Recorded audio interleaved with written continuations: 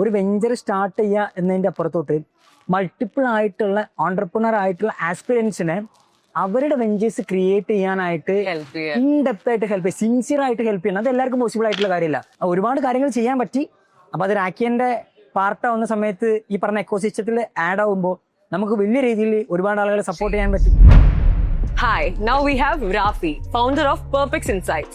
Sir, so you are a Rackian. Yes. Rackന്റെ ഉള്ളിൽ തന്നെ നിന്ന് Rackന്റെ പ്രോഗ്രസ് കണ്ട് you are organizing the events, you are there with them. So what do you feel about this moment? ഈ ഒരു റീബ്രാൻഡിങ്ങിനെ കുറിച്ച് what do you have to say? Actually ഇങ്ങനൊരു റീബ്രാൻഡിനെ കുറിച്ച് ഷിബിലി ഞങ്ങളുടെ കോമൺ ഡിസ്കഷൻസിൽ ഇൻട്രൊഡ്യൂസ് ചെയ്ത സമയത്ത് ഭയങ്കര എക്സൈറ്റഡ് ആയിരുന്നു. കാരണം ഷിബിലിനെ ഞാൻ മീറ്റ് ചെയ്യുന്ന സമയത്ത് ആ മുതൽ ഷിബിലിൻ്റെ എനർജി ശരിക്കും പറഞ്ഞാൽ നമ്മൾ കൂടെ നടക്കുന്ന സമയത്ത് നമുക്ക് ആ ഒരു എനർജി കിട്ടുന്നതാണല്ലോ. ഞാൻ എപ്പോഴും ഷിബിലിനെ കുറിച്ച് പറയാനുള്ളത് ഷിബിലി ഒരു ഹ്യൂമൺ അല്ല, ഹീസ് എ മെഷീൻ എന്നാണ് പറയുന്നത്. എക്സാക്ട്ലി. ഒരു full time power, full time ഓണാണ്.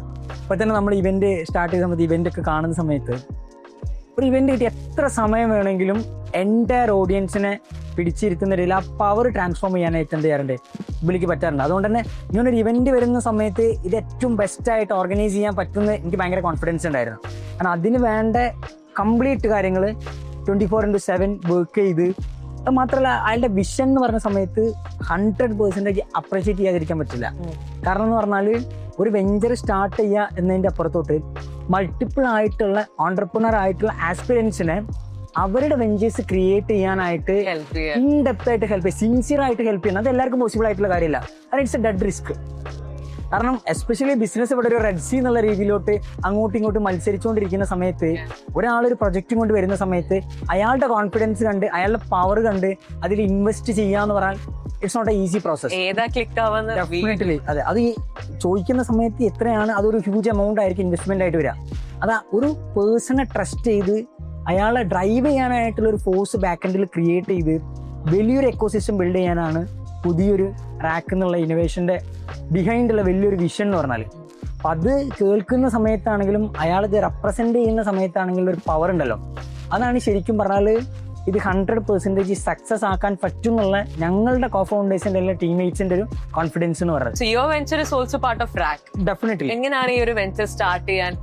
ഒബ്വിയസ്ലി ഇങ്ങനത്തെ ഒരു എക്കോസിസ്റ്റം നമ്മൾ ഉള്ളപ്പം will also be motivated. But എങ്ങനെയാണ് ഈ ഒരു വെഞ്ചറിലേക്ക് എത്തിയത് and what is it about? ഞാനും എൻ്റെ കോ ഫൗണ്ടർ ഷാഹിൻ, അതേപോലെ തന്നെ ആഷിഫ് നവാസ്, ഞങ്ങളിങ്ങനെ 4 പേരാണ് നമ്മുടെ കമ്പനിയിലുള്ളത്. ഞങ്ങൾ ആക്ച്വലി ബേസിക്കലി ഞങ്ങൾ ഫ്രണ്ട്സ് ഒന്നുമല്ല, കോമൺ ഫ്രണ്ട്സ് അല്ല, ഞങ്ങൾ മൾട്ടിപ്പിൾ ലൊക്കേഷൻസ് ആൻഡ് ഡയമെൻഷൻസ് ഒരുമിച്ച് കൂടിയിട്ടുള്ള ആൾക്കാരാണ്. നെറ്റ്വർക്കിംഗ്. Yes, exactly. ഇതെങ്ങനെ സ്റ്റാർട്ട് ചെയ്തതെന്ന് ചോദിച്ചിട്ടുണ്ടെങ്കിൽ ഞാനൊരു കോർപ്പറേറ്റ് കമ്പനിയിൽ സെയിൽസിൽ വർക്ക് ചെയ്തുകൊണ്ടിരുന്ന ഒരാളാണ്. ആ സമയത്ത് അറൗണ്ട് എൻ്റെ മന്ത്ലി ഇൻകം എന്ന് പറയുന്നത് എൻ്റെ ഫ്രണ്ട്സിൻ്റെ 5 times ആണ്. Got it. അപ്പോൾ ഒരു കമ്പനിയിൽ ഇത്രയും ഇൻകം പെർ മന്ത് ഏൺ ചെയ്യാനായിട്ട് പോസിബിൾ ആയിട്ടുള്ള ഒരാളാണ് ഞാൻ. പക്ഷേ ഞാനൊരു ടയർ 1 കോളേജിൽ പഠിച്ചിട്ടില്ല, അല്ലെങ്കിൽ എനിക്ക് ഭയങ്കരമായിട്ടുള്ളൊരു എഡ്യൂക്കേഷൻ ബാക്ക്ഗ്രൗണ്ടിൽ നിന്ന് കയറി അങ്ങനെയുള്ള കാര്യങ്ങളൊന്നുമില്ല. Still I earn lot of money. At the same time ഞാനൊരു ഗൺ ഷോപ്പ് പോകുന്ന സമയത്ത് അവിടെ ഞാൻ ഏറ്റവും എഫേർട്ട് ഇട്ടിട്ടുള്ള ഒരു ഭയങ്കരമായിട്ടുള്ള ഒരു നല്ലൊരു സെയിൽസ് പേഴ്സൺസിനെ ഞാൻ കാണാറുണ്ട്. പക്ഷെ അവർ അണ്ടർപെയ്ഡ് ആണ്. അപ്പോൾ ആ സമയത്ത് നോക്കുമ്പോൾ ഒരു ഇൻഡസ്ട്രി അക്കാഡമി ഗ്യാപ്പ് എന്ന് പറഞ്ഞാൽ ഭയങ്കര വലുതാണ്. ഫോർ എക്സാമ്പിൾ പറയുകയാണെങ്കിൽ ഡിഗ്രി പഠിച്ച ഒരാൾക്ക് അടുത്ത സ്റ്റെപ്പ് എന്താ? അയാൾക്കൊരു ഐഡിയ ഇല്ല, നത്തിങ്, സ്റ്റക്കാണ്. അപ്പോൾ അയാൾ അടുത്ത ചൂസ് ചെയ്യുന്നത് ഫാമിലിയിലോ ഫ്രണ്ട്സിലോ അല്ലെങ്കിൽ ആരെങ്കിലും സജസ്റ്റ് ചെയ്യുന്ന ഒരു കോഴ്സ് എന്ത് ചെയ്യും, പഠിക്കാനായിട്ട് പോകും.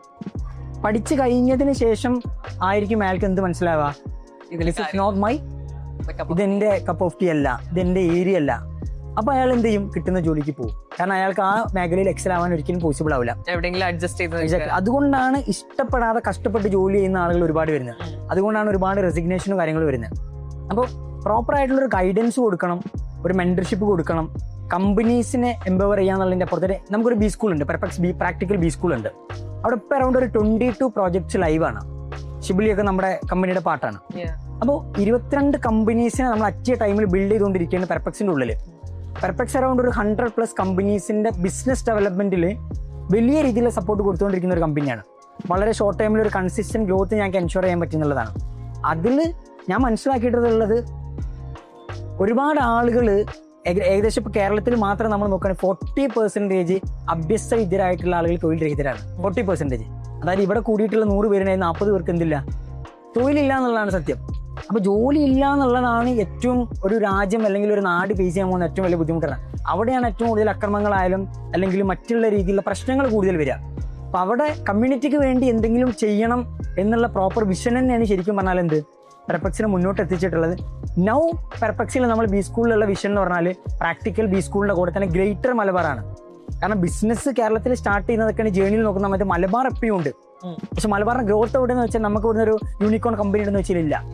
അപ്പോൾ വലിയൊരു നെറ്റ്വർക്ക് ക്രിയേറ്റ് ചെയ്ത് വലിയൊരു കമ്പനീസിനെ ക്രിയേറ്റ് ചെയ്യണം, ഹോം ബ്രാൻഡ് ആയിട്ട്. എക്സാക്ട്ലി, അത് നമ്മുടെ വലിയൊരു വിഷനാണ്. അതിന്റെ കൂടെ ഈ അറൗണ്ട് ഇപ്പോൾ ഒരു 500+ ആളുകൾക്ക് നമ്മൾ ജോലി കൊടുത്തിട്ടുണ്ട് മറ്റുള്ള പല കമ്പനീസിലുമായിട്ട്. അതും ഈവൻ നമ്മൾ എംപ്ലോയീസിന് എടുത്ത് ഈവൻ സിംഗിൾ റുപ്പീസ് പോലും കളക്ട് ചെയ്യുന്നില്ല, ലൈക്ക് ഒരു കൺസൾട്ടൻസി ആയിട്ട് നമ്മൾ ആക്ട് ചെയ്യുന്നില്ല എന്ന് പറഞ്ഞു.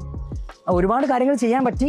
അപ്പോൾ അത് റാക്കിയന്റെ പാർട്ടാവുന്ന സമയത്ത് ഈ പറഞ്ഞ എക്കോസിസ്റ്റത്തിൽ ആഡ് ആവുമ്പോൾ നമുക്ക് വലിയ രീതിയിൽ ഒരുപാട് ആളുകളെ സപ്പോർട്ട് ചെയ്യാൻ പറ്റും. ഡെഫിനറ്റ്ലി ആസ് എ ഇൻഡിവിജ്വൽ നമ്മൾ ചേഞ്ച്. എക്സാക്ട്ലി, അതെ. സോ സ്വന്തം ഗ്രോത്ത് മാത്രം നോക്കാതെ you also picking up. Sure, it's our responsibility, നമ്മുടെ ഉത്തരവാദിത്തമാണ്. So all the best for everything. Thank you very much.